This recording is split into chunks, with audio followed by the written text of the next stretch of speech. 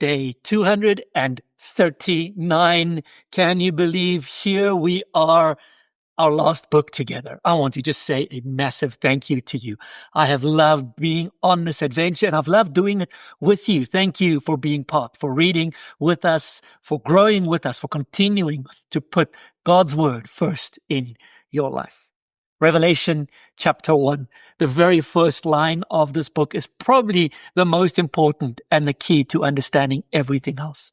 It is the revelation of Jesus Christ. It is a revelation given by Jesus, but it is also the revelation of who he is. The whole book of Revelation exists. The central theme is to show us who Jesus is. It is a book of prophecy. It is very different to any of the other New Testament books that we have read so far. It speaks into what is now and also what is to come. What is now for the churches at the time when John was writing it, but then also for the things that are to come. It is the fifth book that John has written for us in the New Testament. We had the Gospel of John, then we had 1st, 2nd, and 3rd John, we read just the other day, and now the book of the revelation of Jesus Christ.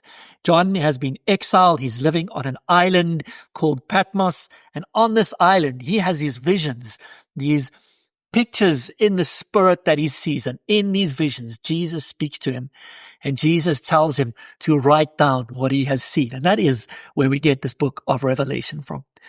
For example, in this book, Jesus is mentioned as being the Alpha and Omega, the first and the last. The Greek alphabet, Alpha is the first letter, Omega is the last. So that is John saying that he is the A to Z. He is not the first and the last. He is also everything in between. What strikes me so much about this first chapter is John. Remember, this is John, the beloved disciple. John, who was reclining on Jesus' chest at the Last Supper. John, who was incredibly intimate and close to Jesus when he sees Jesus for the first time in the book of Revelation. His initial reaction is to fall on the ground as if he is dead. There is something about the resurrected Christ in his glory, which John experiences here, and his response is, whoa, I love Jesus here, as we always do. Jesus says, don't be afraid, fear not.